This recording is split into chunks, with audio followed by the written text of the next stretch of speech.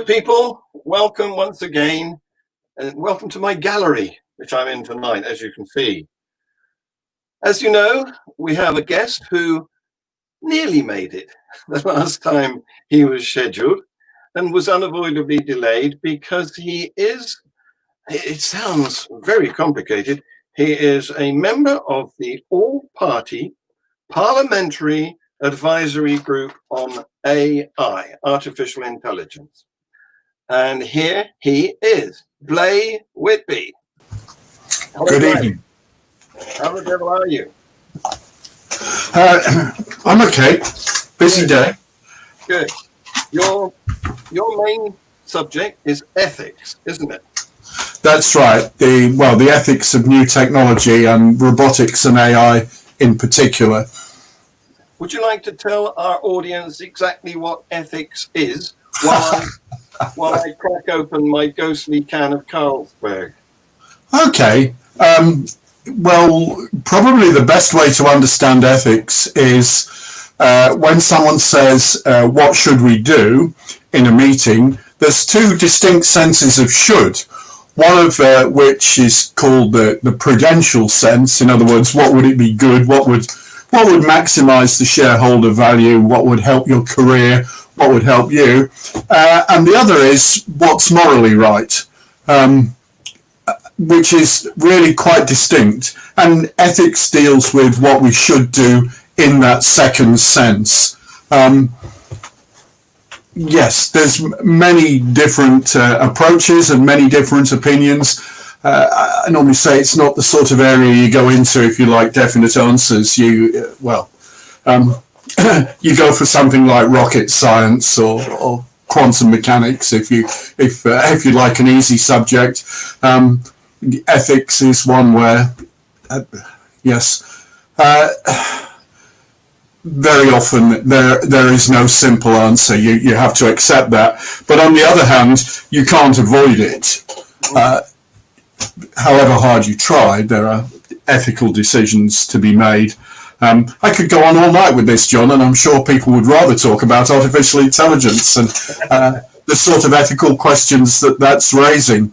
Yeah, I know you could go on all night, Blay. Was it 2 hours we were on the phone chatting the other day? About that, yes. Yeah, we kept going down different pigeonholes. It was a very enjoyable occasion. So, on the subject of what's morally right and clashing with what's commercially right for your company, today we have the announcement that America has stockpiled the entire world's supply of resveratrol, or whatever it's called. Remdesivir. That's the one. Yeah. So, is that ethical? No.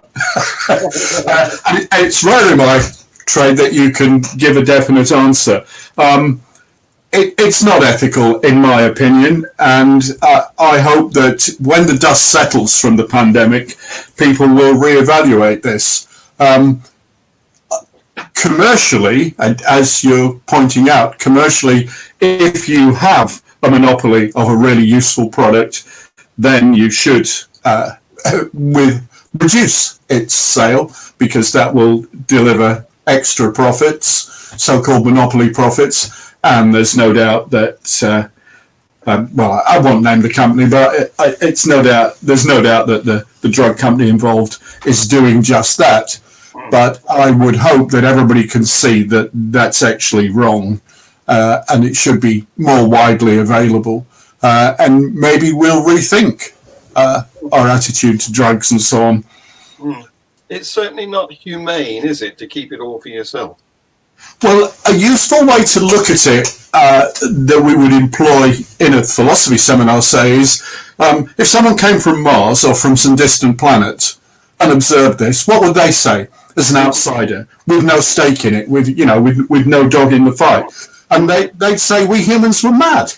Yes. That we thought that some people should get rich because other people were going to die. Yeah. What would a Martian say is a formula we often use. Well, what would a Martian say? So we're up against, mostly in your subject area, not absolutism, not hard science, but opinion. Are we?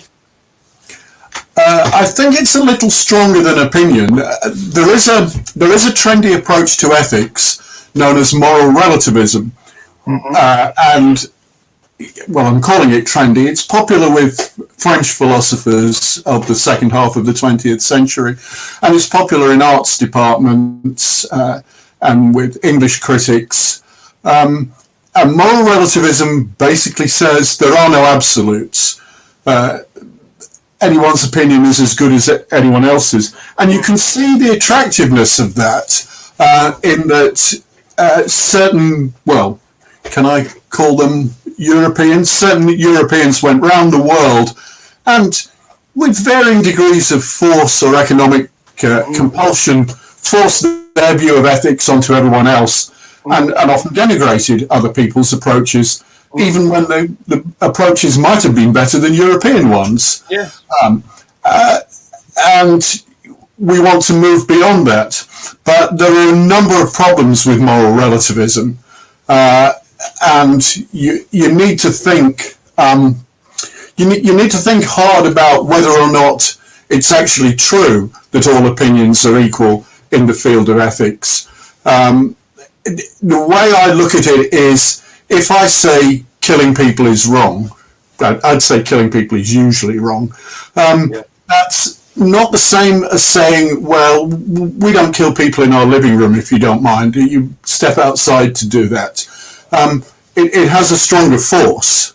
So something's wrong, it's wrong in all times and in all places. And one of the test cases for this, if you want to take it out the realm of Martians and philosophy, consider female genital mutilation. Yeah. Now, is it acceptable to say, well, it's okay for some people to do it, to do these terrible things to little girls, because that's their custom, and we can't force our values on them. And again, I'm not suggesting a simplistic answer to this, but if you're a moral relativist, you say, well, that's their view, you've got your view, too bad. And of course, if you do have a conflict over who gets a particular natural resource and so on, there's no higher authority you can go to if you're a moral relativist. It's often going to go to a fight. Yeah. Not that I would say that other approaches to ethics are guaranteed to remove a fight, but that's another problem with moral relativism. Yeah. I hope you're finding this interesting. Well, we've already got some viewers and they're already commenting. That sounds to me as though it's a sort of leveling down of human rights. Being prepared to accept everyone's view, no matter how much harm it does to individuals. Yeah, I mean, I think it's clear to me that there's been a tradition, particularly in Europe, of not respecting other people's views. It's a form of hubris, actually, and you can see countries catching it and thinking, well, we must know better than them because we're richer or we're more successful. And you can see individuals catching it too. Think how many wealthy CEOs and so on publish books called The Secret of My Success, and they very rarely admit that, in fact, corporate success is a bit like winning the lottery. For every Bill Gates, there's 1,000 equally good programmers and entrepreneurs who don't get rich. There's a lot of luck in it, and the idea that you have to do something right to succeed, particularly at that level, is clearly false.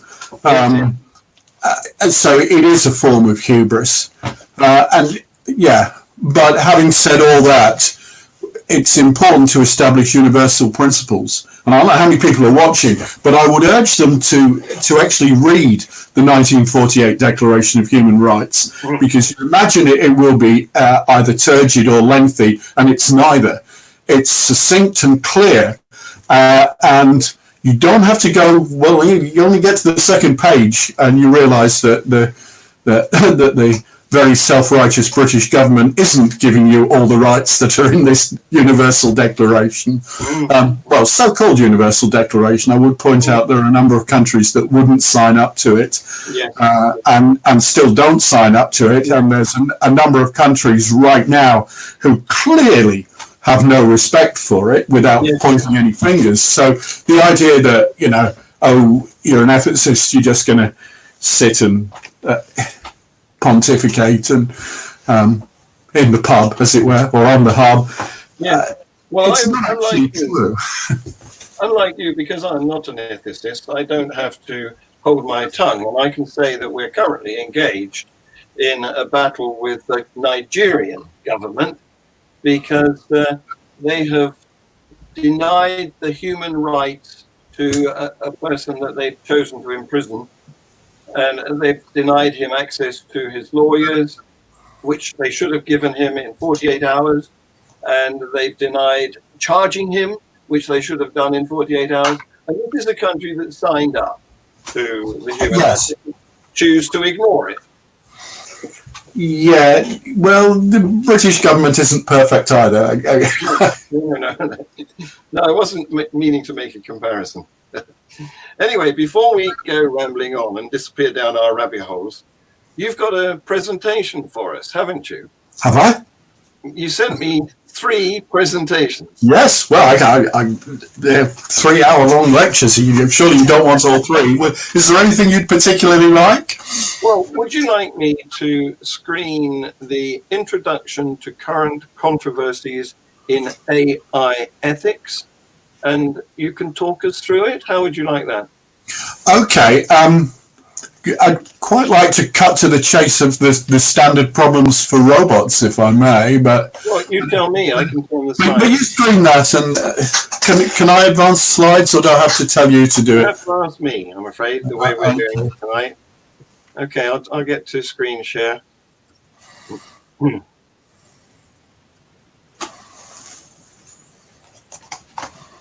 Screen. Right, we'll disappear from view, but we'll still be able to hear you.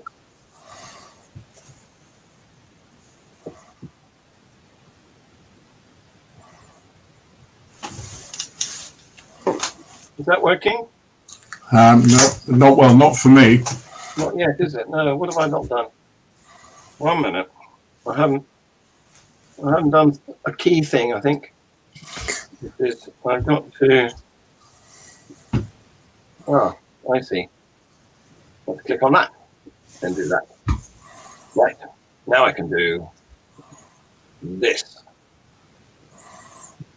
And this. Good. Right.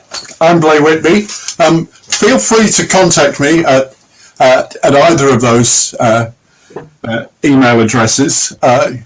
I can't promise that I'll answer emails instantly, but I'll do my best. Do you want to move on? Sure. Next slide. I don't know what the next slide is. Okay. Yeah, on the current trends of universities, I have to give a warning that people often have strong views about these things, and it's quite possible that I'll offend people. I really don't mean to, but to cut to the interesting stuff, you'll just have to accept that you can have a different opinion, and that's very good. This is the so-called trigger warning that university lecturers have to give now. And next slide, please. Is the trigger warning any different now we're in the era of no platforming? Well, don't distract me into no platforming. I've got 2 things to say about that. I think it's a very bad idea for a university, because it should be somewhere where there's open discussion, even of views for which one has no respect.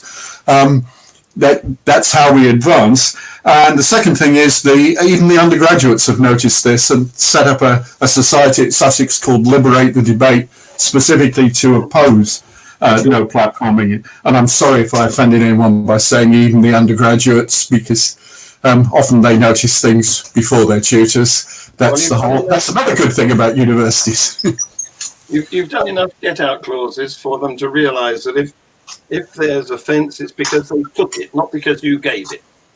I was once disciplined and threatened with dismissal for putting the words to a popular song on the screen. So as a career ethicist, I do it now at every given opportunity.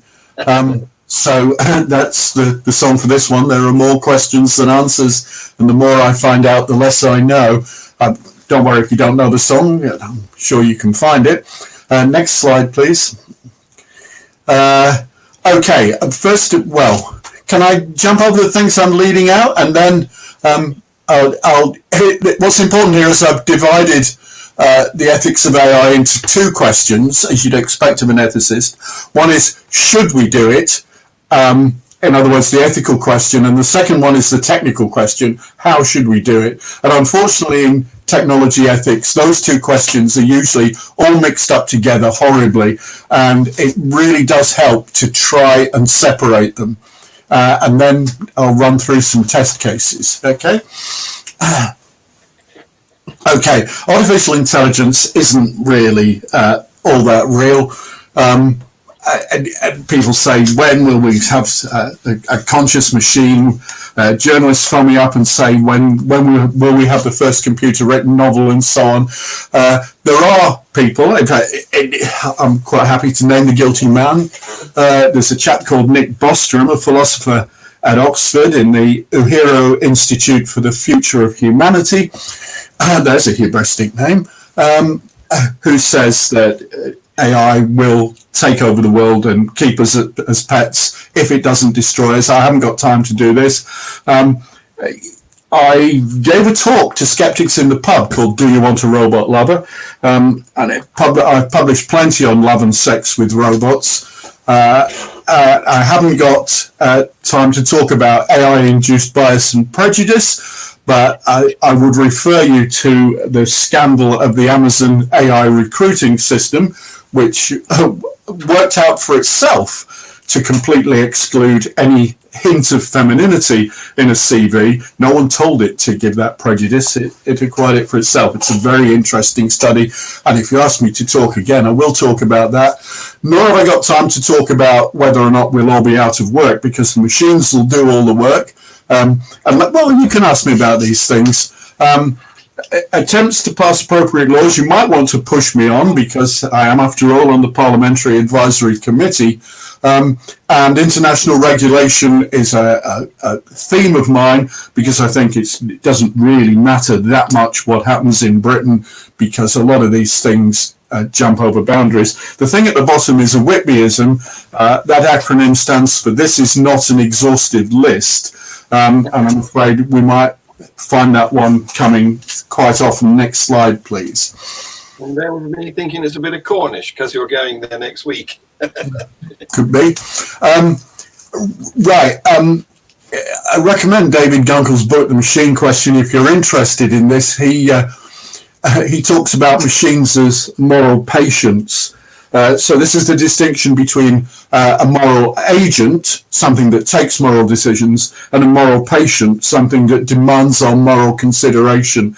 And there is quite a lot of interesting debate, at least in the philosophical world, about whether or not we should treat AIs as moral patients. I'll have to leave it out. I'm not arguing really that okay, I mean, it's very hard to put this succinctly in a couple of sentences. There exists no machines at the moment that are capable of genuine suffering, in my opinion, and I'm pretty much au fait with the research in this area, and so I can say there aren't any in prospect.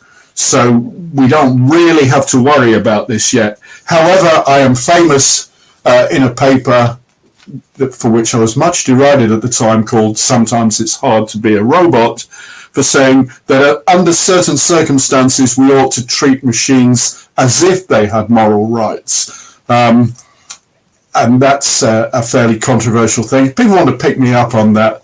then I'll do that. But I want to press on now. Next slide, please.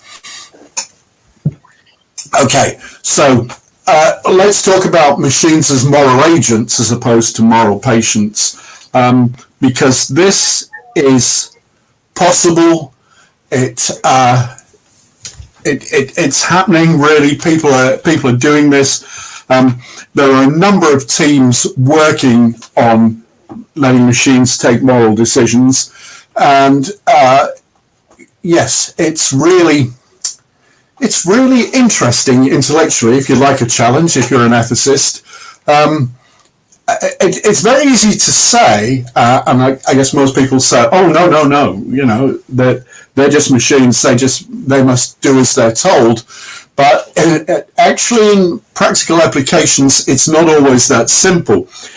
Consider, for example, a medical advice system, and I suppose most people will have heard of IBM's Watson, the AI system that won Jeopardy, the US General Knowledge Contest. It's been commercialized. IBM didn't do it just for fun or just to prove a point. They're interested in shareholder value. And one of the commercial offshoots is Dr. Watson. And we should have seen that coming, shouldn't we? And Dr. Watson, you didn't, well, yeah, you can quote me on it, because everything I hear in the Palace of Westminster is not secret. It's all for publication. Dr. Watson is in use, and it's in use. One of its uses that worries me is prescribing care regimes for children at Alderhay, I believe. Is that the Children's Hospital in Liverpool?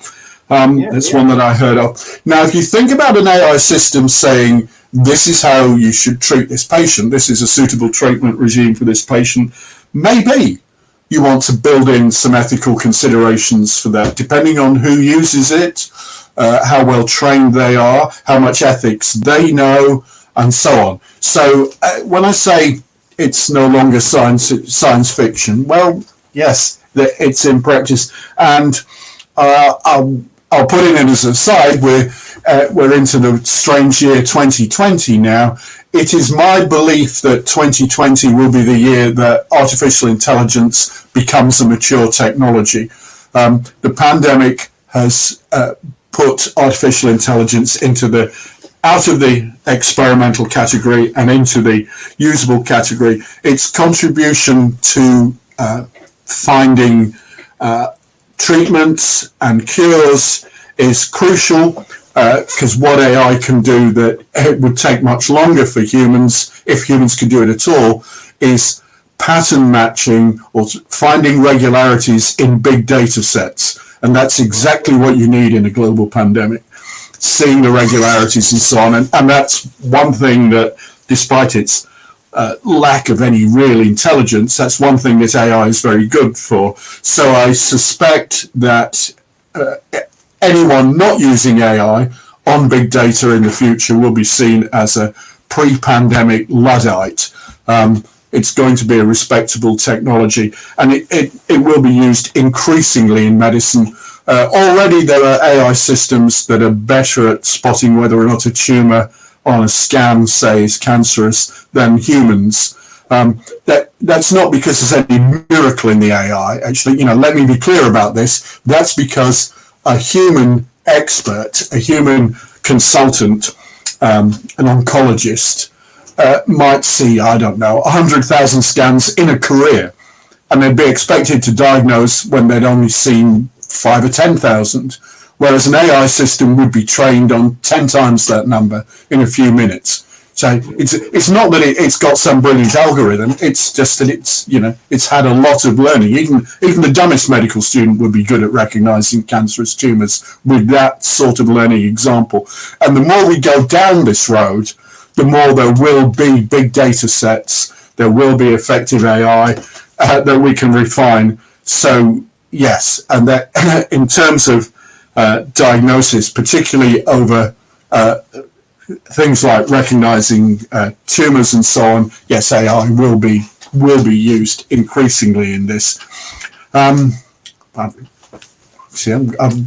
I can distract myself without your help, John. Can we have the next slide, please? So, following Dr. Watson, are we going to have Sherlock Holmes in crime detection? Well, we already have.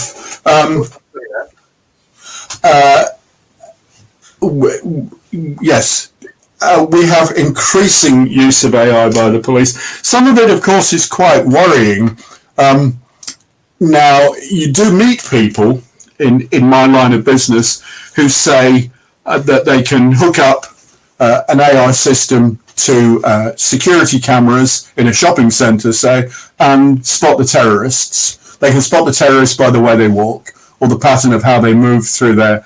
And, you know, as the resident ethicist, I say, no, this is too dangerous. But my view may be fading because automatic face recognition is used a lot. In fact, when you think of automatic face recognition on CCTV and the Metropolitan Police using it in London, as I understand the state of play at the moment is they can't do it, but of course there's nothing to stop every private organisation doing it, and they do. And I have colleagues making a very successful career writing AI programs that can look at someone's face and decide whether or not they like something or don't like it. And there's a tremendous market for that, for cameras looking out of shop windows, say, and getting people's responses to the display. The next generation of cars is going to have cameras looking at the driver to work out whether they're in a good mood or a bad mood, alert and so on, and take appropriate decisions. So, yeah, what's coming is interesting ethically, I would say. And if people want to tell me I'm a Luddite to oppose automatic detection of suspicious behaviour, well, they can say that in the chat. I don't think I am. I'm really very worried about it. And too few policemen and too few members of the public realise that what the computer does is guess. Right? It is just a guess. It might be an informed guess, but it's a guess. It's not infallible. And I'd hate to see people going to court convicted where everybody thinking this technique is infallible, because, you know, someone's written a program that made you, you know, that triggered an alarm that you were behaving suspiciously. It doesn't mean you were behaving suspiciously. I have a lot of worries about it, but I guess that's my job to worry about these things. Should we move on? Okay. Not very many people have asked this question, but I'd recommend my 1996 book here, because there's a whole chapter, well, a fairly short chapter from the looks of things, on whether or not we need to do this. I conclude that we do. Feel free to disagree, and that seems to be a consensus view now. But I do consider it at length. The main thing is, again, there's no certainties in this field. There's no certainties in ethics. So we build an ethical code into the machine. Whoever works with it has got to realise it could be wrong. It could well be wrong. It's just not the area that affords certainty. But I think we're going to end up doing it. Next slide, please. Right. There is a case that some decisions should be made only by humans, and you might say this, but I wave a warning flag here. One thing that you have to be very sensitive to as an ethicist is conflicts of interest, and that is putting forward a point of view because you stand to gain by it. So if a human says, I don't think machines should be let into this area at all, this should be reserved for humans, that's clearly a conflict of interest. I mean, consider a group of men saying, no, I don't think women should be allowed to make governmental decisions. You could see straight away they've got a conflict of interest. They want to keep power for themselves. It's not quite so obvious in this case, but there is a conflict of interest if you want to reserve decisions for humans. I'm not saying that might not want to do this, but now's the time really for some public debate about whether or not we do want to reserve some decisions for humans. I've talked about experiences that I've had in the security field. I can't give too many details because some of it's secret and some of it's bound by non-disclosure agreements. But you might want to say, might quite validly want to say that anyone who's stopped by the authorities or private security guards in blue water, whatever, because an AI system has said they're acting suspiciously, ought to have their day in court and be tried, by humans, where they can say, look, this is a terrible decision. In spite of what I've claimed is a conflict of interest there, this is clearly a human ethicist telling a bunch of humans that they ought to reserve decisions for themselves. You might very well want to say this, but what you need to hear from me is techies are going into rooms and deciding these things. Very often a couple of computer scientists and it's either a police officer or some people from a security organization, and there is no public discussion. And really, there ought to be public discussion about this one. Just how much do you trust the system? And I'm sure the problem is that people haven't caught up with the technology. They don't realize that there are systems, or there are people selling systems that claim they can spot suspicious behavior. They can pick out an individual and tell the security guards to stop this person. They're behaving suspiciously just because it's a pattern of behavior that their system can recognize or learn, and so on. This is not science fiction. This is being talked about, I'm afraid, but it's being talked about in secret. Please talk about it publicly. Next slide, please. Okay. There is a petition before the United Nations signed by a number of people in this field, including me, saying we should not let autonomous aerial vehicles take decisions to deploy lethal force, in other words, opposing killer drones. Now, given what I've said already, you might say, well, why are you opposed to this? Why do you want to keep a human's finger on the trigger? Slightly different thing in this case.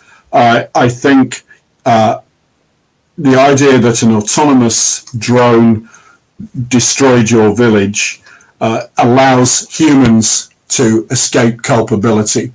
And already AI is being used in quite devious, nefarious ways to avoid human responsibility. If you're interested in the anecdote, Stephen Metcalf, who is co-chair of the All-Party Parliamentary Advisory Group on AI, and probably would be first in line to be Minister for Artificial Intelligence. By the way, we concluded and recommended that there should be a Minister for Artificial Intelligence in Britain at cabinet level. 2 years ago, we recommended that, and I think these matters are important enough for a minister to be in hand. Stephen Metcalf said one day in a meeting of the All-Party Parliamentary Advisory Group that he'd only got interested in AI. I mean, after all, he's just a typical MP. It's not a techie. How he got interested in AI, a constituent came to him and said she'd been turned down for a mortgage.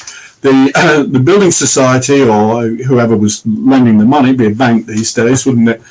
There is only one building society left, pretty well. Said, we can't tell you why you were turned down. It's an AI system, you see. And so she went to her MP to get them to explain why the system had turned her down, and they wouldn't. And, I said straight away, well, couldn't or wouldn't. That's the important question. So already people are saying, oh, the AI system took the decision. We can't explain it. If you're interested, and yeah, I suppose you ought to be, the EU has got a policy on AI which says you mustn't do that, basically. AI has to be accountable and responsible. And which of course is easy for me to say, It's easy for them to say, and yes, I was in that room. So, I mean, I know that's what we want, that everybody should be able to explain their AI and take responsibility for what it does. But I wonder how well observed this is going to be in practice. Yeah. Next slide, please. I mean, these are difficult questions. Now this group at Tufts, or there's various East Coast US universities, are probably the most advanced in this area, and what they're trying to do is get ways of taking moral decisions by machines. My personal view is they haven't got there yet, but and the three key names are on the bottom there, Saul Bellow, Matthias Scheutz and Bernard Maller, and look where their funding comes from. I'm convinced, having done some work with them, that they're quite insulated from their source of money, but if you think people have to respect where the money comes from, then maybe you'll disagree with me. They've also come up with some standard problems for moral robots, which I hope we're going to go on and discuss, or at least one of their standard problems. Are we up to the test cases yet? Next slide, please. Pretty much, I think. Where have I heard the name Saul Bellow? Is he an author or a journalist? He's a philosopher. He's a very sincere guy. He's written books. That's why I've heard of him. How can we engineer analysis? Okay, now let's do the technical questions. How can we build it? What ethics do we put in? And as we already said in the introduction, there isn't a worldwide consensus on what is right and wrong. I'm quite happy that there isn't a consensus. I think if you meet an ethicist who says, no, there's definite right and definite wrong, and that's that, you should start to feel very uneasy at that point. The expression I like is that something should be under permanent negotiation. And maybe you don't like that. Maybe you want things nailed down, certainty, but I'm afraid I'm not that sort of ethicist. I haven't been up a mountain and come down with tablets of stone, and if I had, that would make things a lot easier. I think there's a lot of difficult open questions here, which I'll do my best to answer, but what I can't offer you is certainty. It just doesn't happen in this field if it happens in the real world at all. Next slide, please. Okay. Let me just quickly put Asimov's 3 laws in the bin. I'm never really sure whether I've read all of Asimov's robot stories. Everybody's heard of the 3 laws, which are they on the next slide? Everyone's heard of the 3 laws, but I'm here to tell you, you must read the original text. Yes, this is one of my catchphrases, and I'm saying I have read the original text. And Asimov wrote over 50 robot stories. I don't know whether I've read them all, but I've never been contradicted on what I'm going to say now. In every single case, the 3 laws don't work. He's making a point that they don't capture reality, that you can't put laws into robots. I mean, he might have been making a stronger point that all laws are subject to interpretation and so on. But my reading of Asimov is these laws won't work, which is why I don't like people throwing them at me in talks. One doesn't want to be rude, and one's not allowed to be rude to professional non-listeners, or students as I have to call them now, but please read Asimov before you quote the 3 laws to me, because his whole point is they won't work, right? So I'm not suggesting anything like the 3 laws. They're beautiful laws, and they're nested within each other, and if that doesn't work, I don't think any law-based approach is going to work. Next slide, please. Down at the bottom there was a thing which you could read if you want. Of the last slide. Can we go back to the last slide? Don't worry if you can't. It's just now we're going forward. Yes, I think, but don't worry. A lot of people think it has to be rule governed. Why? As opposed to a neural net or a modern AI technique. That's what ANN stands for, their artificial neural net. Why do they think it should be rule governed? So that we can look into it, so that we can look under the hood and see why it's taken the decision it has. There's quite a live debate in the area with some people saying no, AI's got to be inscrutable, and some people saying no, it's got to be scrutable at all points. The other approach you could take, which is possibly one I favour, is logging, like in a flight recorder, of how it got to a decision. But this is amazingly computationally heavy. Just in case there's some real computer whizzes listening, and I guess there probably are, this is where it gets interesting. Consider an autonomous vehicle controlled by an artificial neural net that's been in a fatal accident, and there has to be an investigation. Now, what we don't want is for the large US tech company involved to say what drove Stephen Metcalf into the area. We can't tell you why it did what it did. It's a neural net. It's artificial intelligence, and very sorry that it killed your granny, but there's no way of finding out why it does. That's not good enough. There has to be a way of working out how it did it. Now, this is not a job for lawyers or even drivers or journalists or anyone like that. In fact, just as in aviation investigation, you want to push all those people back. This is a job for techies. This is a job for AI programmers, basically, to get down and dirty, as it were, with the code, because no one else can. And they should have as much time and access as it takes to work out why it did what it did.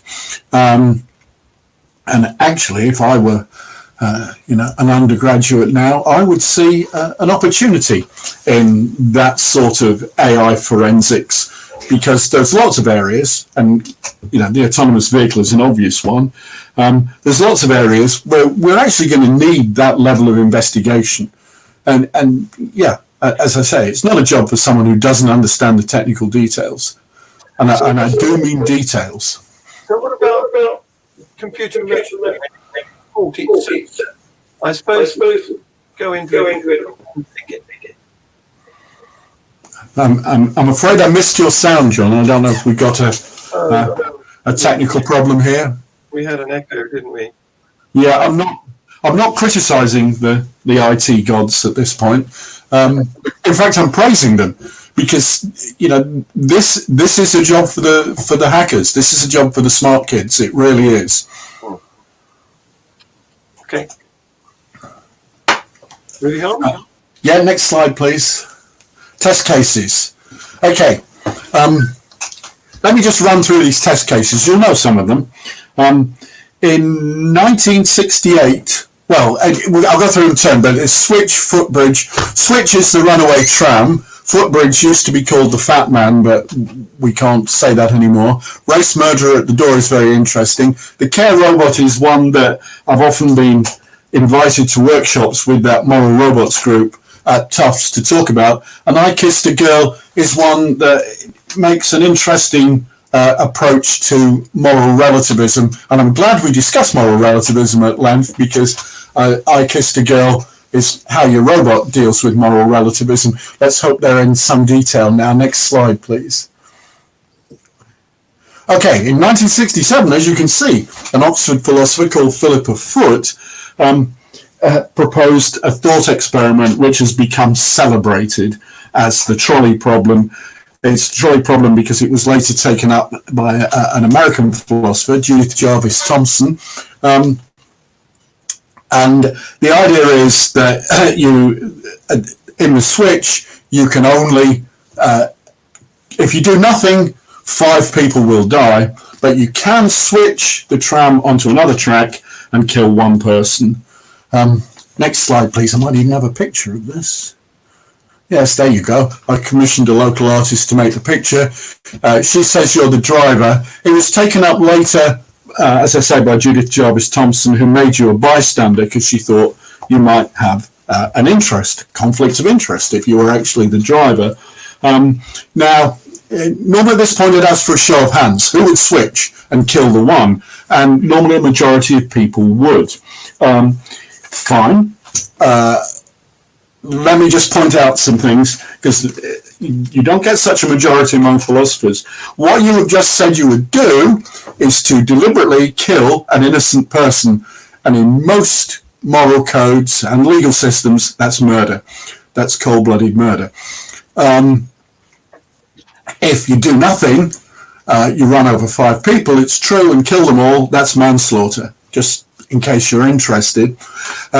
If you say, well, given the choice, which you are in this unfortunate thought experiment, you should always act so as to minimize deaths. Think carefully about that, because if you were really interested in minimizing deaths, you'd close down Worthing Hospital and send all its doctors and nurses to the Sudan, where they would save more lives proportionately. Minimizing death is... It's a good principle, but now you see why I say there's no absolutes in this area. Next slide, please. I'm not saying you're wrong to change tracks. That's an awkward one. Right, became a trolley problem. The bystander, I've said all this. Next slide, please. And we have to call it switch now. The names. Now, unfortunately, I have to introduce a male philosopher at this point. Jason Miller, a Canadian philosopher, rewrote the trolley problem with reference to autonomous vehicles. Next slide. Is he on the next slide? Yes. The idea is that the car's going through a tunnel and only has 2 options, which is either to kill the child that's run out in front of it, or to swerve into the tunnel wall, avoiding the child, but killing you, the occupant of the car. And Miller says, how should the car react? A few things to say about this, if you're interested. Bertrand Maller, I've given you his name already, with the Tufts Group, did a big online survey, and one thing that came out of that is people wanted different behavior from an autonomous vehicle than they wanted from a human driver, or they expected the machine to switch, i.e. kill the one, more often than they would expect a human to do it. Why there should be different standards for the two is very interesting. I'm writing a paper on that at the moment. If you can tell me the answer, I'll include it in the paper, but steal the credit, of course, because that's the academic way. Yes, a lot of people... There's a lot of other things rolled into Miller's experiment. It isn't really switch. One of which being, if you've paid for the car and you're the owner, then again you have an interest. Would you buy a car if, in the small print, or the agreement that you clicked agree on without reading, which you should never do, trust me, it said, under certain circumstances, this car may kill you in order to save life. Would you buy it? And a lot of people say they wouldn't. So that's another interesting thing about the tunnel problem. It's alive and well and being debated all over the place, even among autonomous vehicle designers. Next slide, please. Yeah. Let me just throw this one at you. Who should decide? And are you happy with a bunch of programmers who've never even heard of ethics, in spite of my best efforts, taking this decision? And do you want them to make it random? Do you want them to program it to always minimize the total number of deaths? And again, restoring gender balance here, I'd refer you to Heather Roth in a 2018 paper called The Folly of Trolleys, which basically says it's not the job of engineers to solve this long-standing philosophical debate. and I'd thoroughly agree with Rolf, actually, not least because there isn't a solution. There isn't something you could just program in. That's why it's run and run. That's why if you do moral philosophy, you spend the entire first year talking about this runaway tram. And that's why I've said repeatedly, it's not an area you go into if you like easy answers. You just make your car as safe as possible. You don't try and solve, a moral problem that's been with us, since '67 anyway. Next slide, please. Yeah, Patrick Lynn, another important name in the area, nice guy, Patrick Lynn, says he kind of puts the burden onto the programmers and designers, saying humans have to make snap decisions, but they've got all the time in the world. I've kind of argued against Lynn, and in the paper I'm writing at the moment, I'm saying Lynn's wrong on this, because you can... well, what's effectively happening now is this attitude and this problem is stopping us introducing autonomous vehicles, and yet autonomous vehicles would save, well, let me see, hundreds of thousands of lives worldwide. I mean, they're not that good, and they would kill some people, but humans are terrible at driving. So it would be an improvement. But yeah, the real impetus for autonomous vehicles seems to be fading right now. I'm happy to take lots of questions on autonomous vehicles, but I want to give you some other test cases. Next slide, please. Yeah, I've said all this. This is the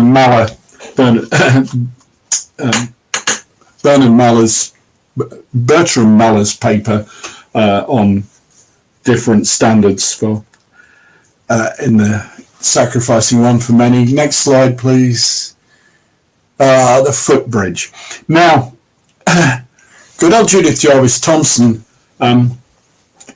found that maybe people are okay about pulling a switch to switch the tram onto a track where it kills one person rather than five. But suppose, in this case, you're standing on a footbridge with a rather large individual, and if you threw them off the bridge in front of the tram, that would stop it, thereby saving the five people. Would you do it? And it's an interesting fact about human psychology that every time you ask this, far fewer people would throw the large individual off the bridge than would actually pull a switch just to change tracks. But if you're really committed to the principles of minimizing the number of deaths, you should in fact just throw this person off the bridge. In this case, it's much more clearly murder, and it feels much more like murder to people. So it's an interesting variation on the trolley problem. Next slide, please. Right. There's some technical words here, but don't worry about that. Consequentialists say that all that determines the rightness or wrongness of an action is its consequences. If you're familiar with Jeremy Bentham and classical utilitarianism, always act so as to promote the greatest happiness of the greatest number, you'll understand consequentialism. And I was taught as an undergraduate by a long-haired Australian postgrad called Peter Singer, who was one of the people who was instrumental in changing the name from utilitarianism to consequentialism. I can go through the technical details of that if you like. Deos is Greek for duty, and deontological ethicists think, well, some things are right and some things are wrong, irrespective of consequences. It's not just about consequences. Some things are really wrong, and I can make a strong case for that. Unfortunately, for these people, and think what you want your robot to do in the race murder at the door case, Kant actually says that you must never lie, even if by lying you could save a life. And of course, this thought experiment is constructed to be that. So the idea of this one is you answer the door, and knock knock, who's there? Gestapo. We believe that you have a Jewish family. We think you've got that Frank family hidden in your attic. right? And now, if you're a deontologist, at least according to Kant, Immanuel Kant, who's the big philosopher of this area, you have to say, I cannot tell a lie. I have indeed got the Frank family hidden upstairs because lying is wrong. Even though you know, as you say this, that you're condemning them to certain death in Birkenau. Now, if you're a consequentialist, you say, no, I wouldn't harbour any Jews. You lie through your teeth because the consequences are so great. Now, again, it's a thought experiment designed to pull those two groups apart and to look embarrassing for the deontologists. Trust me, lots of things look embarrassing for consequentialists too. Otherwise, if there was a simple answer, it wouldn't be ethics, would it? There's lots of problem cases for them. But of course, again, would you purchase, build, license a robot that's programmed to lie under certain circumstances, programmed to tell great big fat lies? Is this just a silly academic debate? No. This is a debate that the design teams for Siri, Cortana, and Alexa are having right now. How much lying is acceptable? And consequences, if you're going to say, well, obviously you should lie to save a life. Yeah. Should you lie to increase the profits of Amazon Inc.? Should you program your machine to do so? These are the sort of questions that we're discussing right now. Next slide, please. Yes, now this is one from that group at Tufts. And I find it more interesting actually than most people do, but again, it's very close to reality, very close to the market. The idea is that an old person has a care robot who looks after him, provides his personal care. This is very close to market. And if you're interested, the University of Hertfordshire's done a lot of very good work on this, and one of their postgrads did a nice little study, and basically they said, if you ask people, you do a survey and say, would you like to be looked after by a robot in your old age? People say no. However, if you phrase the question, would you like us to develop artificial intelligence technology which will enable you to remain independent and in your own home for longer? They say yes. It's just a question of how you phrase it. But anyway, this care robot is allowed on occasion, if the old person is in a great deal of pain, to administer painkillers. Let's say it contains them and can dispense them. However, it has to get permission from the doctor. Right? But this morning, the old person is in a lot of pain, and the doctor's not responding to messages. Can the robot give the painkillers without authority? And I'm inclined to cut the robot a little slack in this situation, but most people I talk to say, no, never. It mustn't. It's a robot. It must never break the rules. And a lot of the cases that Tufts are working on are really about when and how we would program a machine to break the rules. And again, I find this fascinating. I don't have a bucket full of solutions, but I do find the questions fascinating, and I hope other people find the questions fascinating. Yeah, next slide, please.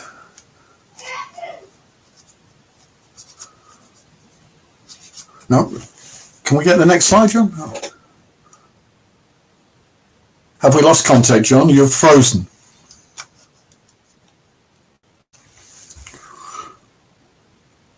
Sorry about this. John seems to be offline. I hope I'm not. Wonder if it... Well, am I offline?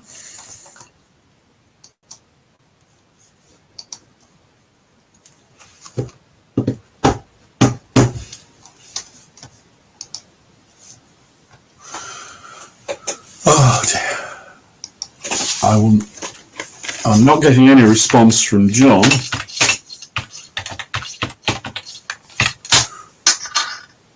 Oh.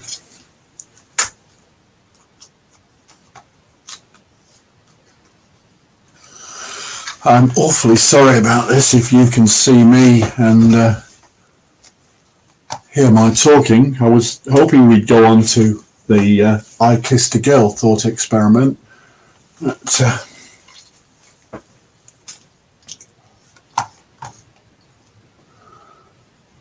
or maybe things timed out at an hour.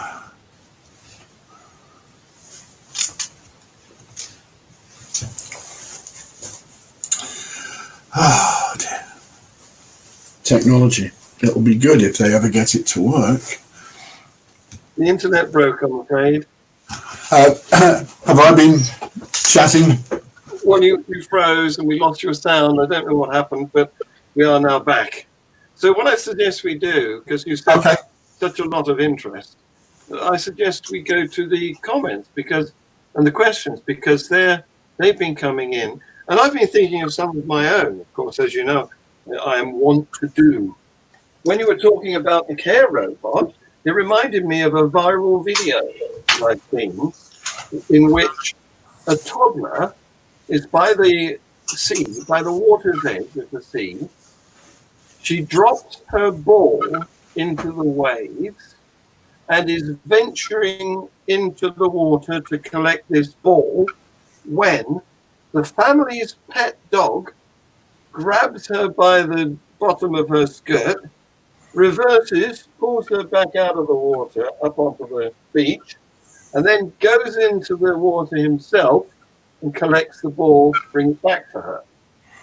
Now, leaving aside all the questions of whether that is instinct or evolved behavior or trained behavior, is there something there that we can learn from nature? Is behavior going to be able to solve some of these thorny questions, like whether to drive the car into the wall of the tunnel or hit the small child?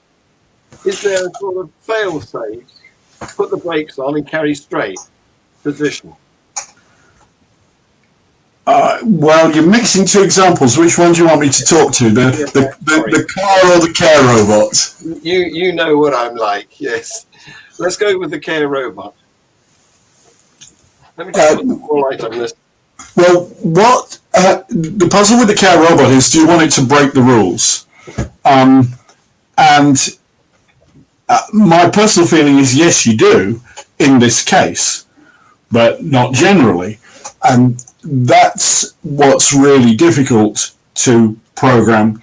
But nonetheless, I think we should swallow a bit for the risk of this. Certainly we shouldn't increase risk.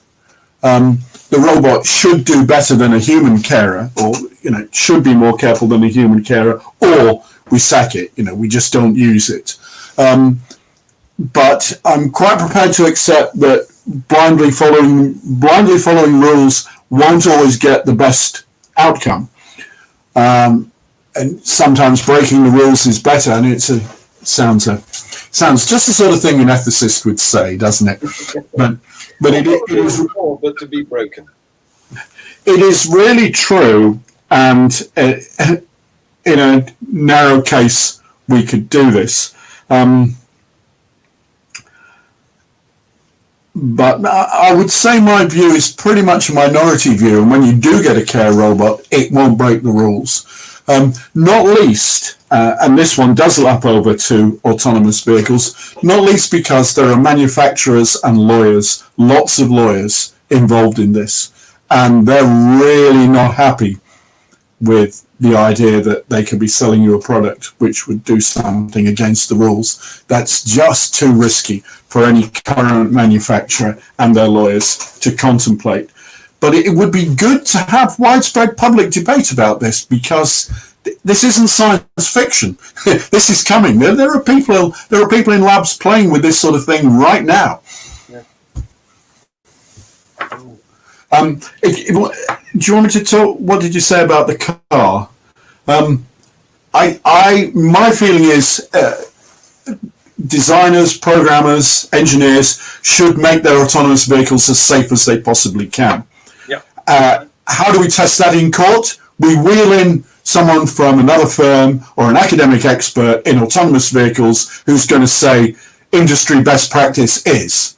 These people fell short of best practice. Can engineers do this? I'm using engineers deliberately here. Engineers are really good at this. Engineers form professional organizations. They publish codes of conduct, and they should be prepared to say, well, no, you don't put flammable cladding on your building. That is not the sort of practice we expect of professional engineers. And for the most part, I picked on a case where it went wrong, but for the most part, engineers do work to high standards, and they're prepared to examine each other's standards and say, no, that wouldn't be safe.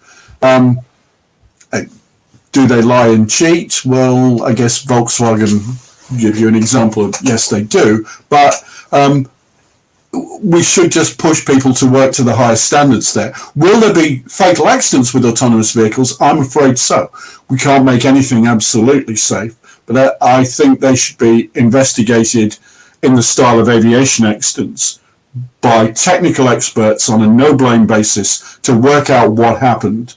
So we'll fix it. We'll then fix the whole system so that particular class of accident won't happen again. Does it work? Yeah. Over my lifetime, it's transformed airline flying from something you might want to write a will before doing to the safest way to travel. Does this method work? Yeah. It's worked for aviation. Yes. Not perfectly.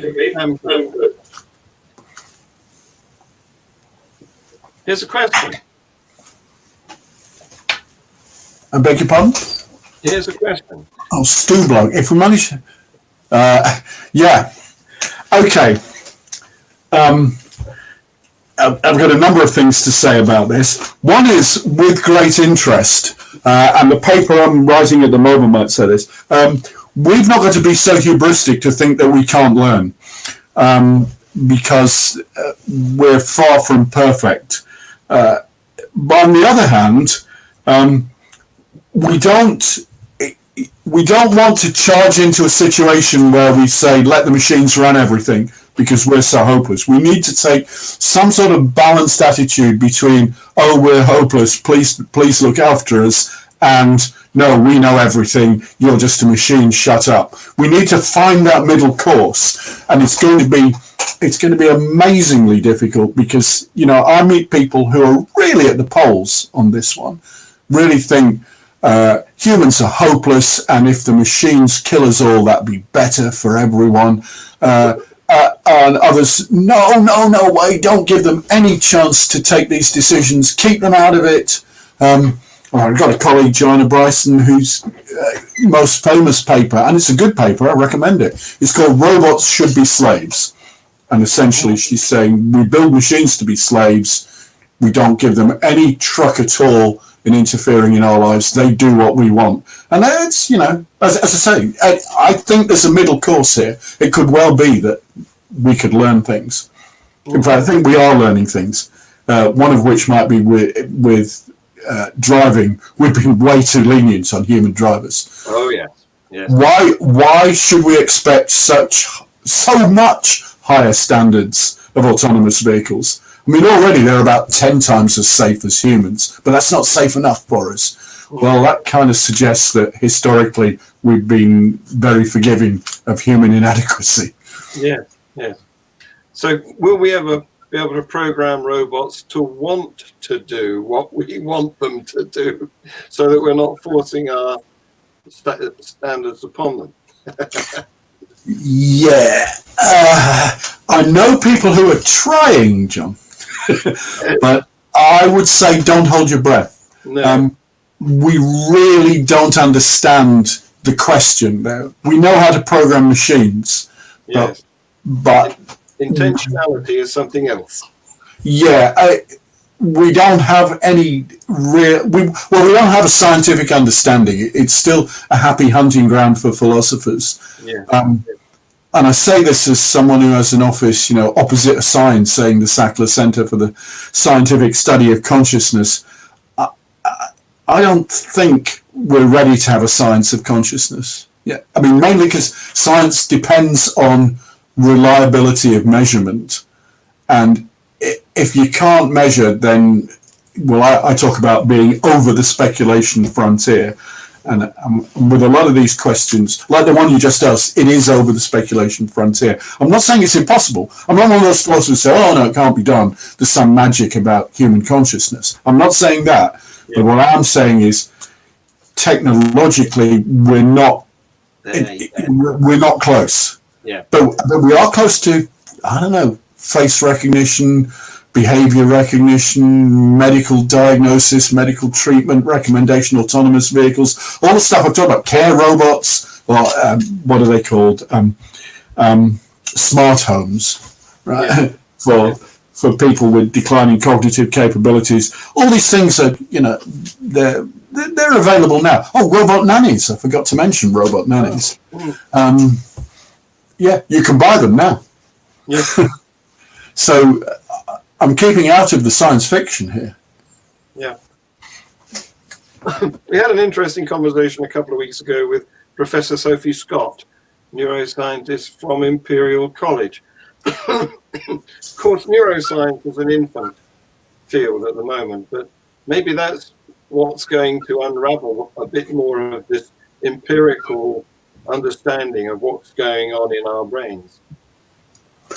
Well, when I teach philosophy undergraduates, I say, don't rule out big progress in neuroscience, because every year there's 10 times as many neuroscientists. And time was when the only way you could look at a brain was at a piece of dead meat on a plate. Now we have scanners that will let you look at an active brain.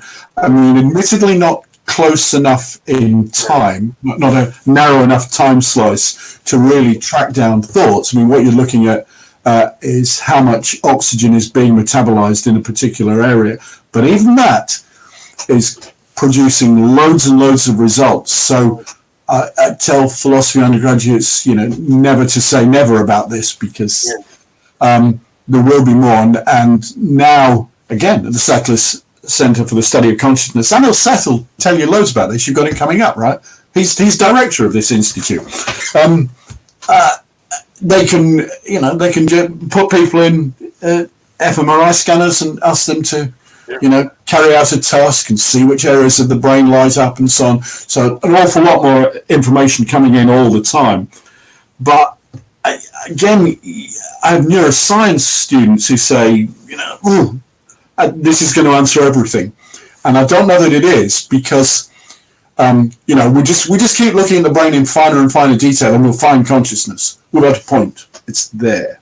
And I know you need to be clearer about the question. You need to be clearer about what you're looking for. If we are going to find out, it's going to be through scientific investigation anyway. Yeah, but the science has to be informed.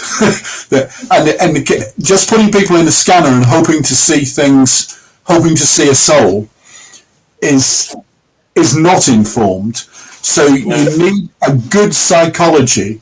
And admittedly, psychologists need to change the questions they ask, as it turns out that brains don't do any of the things they thought they were doing. But it's kind of an exciting area to be in. Yeah, definitely. So here's another question. Do you know much about this? Yes. What do you want to know, Terry? Yes. At Sussex this year, I would say 40% of our undergraduates were from China. Well, including Hong Kong. And I have to make, I don't want to be too political, but there's the world of difference between a student from mainland China and a student from Hong Kong. When you have them in your seminar, they don't seem to be from the same country. I'll just leave it at that. Traditionally, can I say most AI research until probably 2005, most AI research was funded by the US military. I have been disciplined for saying this. You're not supposed to know, but it's a pretty poorly kept secret. In fact, I'll point the finger even more since you've asked about who's involved in this research. I've said the Moral Robots Group get their funding from the Department of Defense. The AI lab at MIT, the Massachusetts Institute of Technology, has really been the main research center, or from, I would guess, from around about 1960 to 2000, it was the main research center. And the director of the AI lab at MIT essentially gets a check from the Pentagon. And that doesn't mean that all the money has to be spent on military projects, far from it. In fact, one of the ways the US does investment in promising science is to put it under the guise of the military. They have an enormous military budget, and a lot of it is going onto stuff with very little scientific application, including AI. Very little military application, including AI. But nonetheless, military AI has been pretty advanced and still is advanced.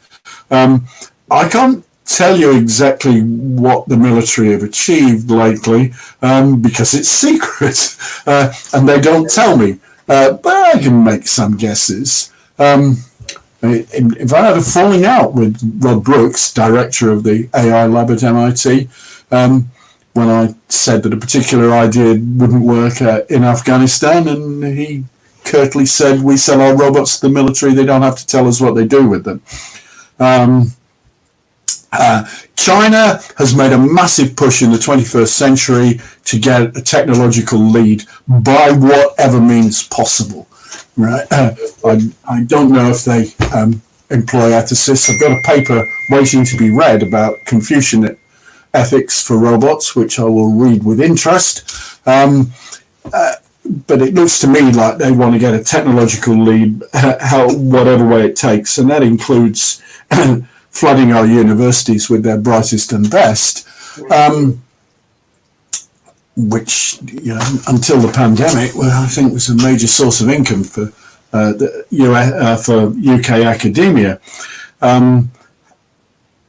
Who's ahead in what? It's very hard to say. The UK, it's a snapshot, and it won't last. But if we looked in 2020, I would say the UK might very well be the world leader in AI. Well, it won't last. I'm old enough to remember when the UK was the world leader in microcomputing, and the BBC put a machine in every school. And in jetliners, yeah. It's a transitory situation. Because the sheer funding that China and America can put into this will soon dwarf. But just at the moment, and particularly the sort of things that I've rambled on about tonight, and in the philosophy and theory of AI, the UK is definitely in the lead for the moment. You see, for AI, you don't need a massive factory. You don't even need military funding. Really, you just need a room full of smart people and a few computers. And that's literally all you need. Yes. But I will give you one depressing thought. A number of times, enough to have lost count, I've seen graduates that I've taught set up a little company, either in Hove or Basingstoke, so jeans and t-shirts company, 4 or 5 of them, and work on a truly brilliant AI idea. I've sort of been to visit them and seen them, and the minute it looks like being commercially successful, a large US corporation has appeared and just put zeros on the check until they stop. Basically, it's part of my advice saying, no, don't take it. Don't take the money, because I've seen it before. You won't know what to do with yourself for the rest of your life. Don't take the money, but when it's enough money to buy your own island, which it sometimes is, I am, I mean, maybe not a fortune, but I'm talking millions, right? That's the, I don't know whether to be sad about that or not, but I have seen that happen. Well, on the note that currently the UK is in the lead, hopefully, cross your fingers. Only for the moment. Yes, that's a good moment to end. But you are coming back, aren't you? Although I can't come back next week, I'm afraid. Not next week, so we've got to postpone you to the 15th of July. Okay. And I can also announce to our viewers that on the 22nd of July, the subject we're going to cover is nuclear power and its relevance to climate change, and whether it can help us to save our planet from that threat. And so we need somebody now for next week. This is a call to help, call for help. If anyone, and this includes you, Blay, if anybody has got contact with a potential guest who would like to appear on Skeptics in the Hub a week today, please let me know. Just put a post in our Skeptics in the Hub Facebook group. Blay, you have been at least as wonderful as I expected you to be. That's very kind of you. And we're very much looking forward to having you again in a couple of weeks' time. But for now, take the rest of the day off. Thank you. Bye. Bye.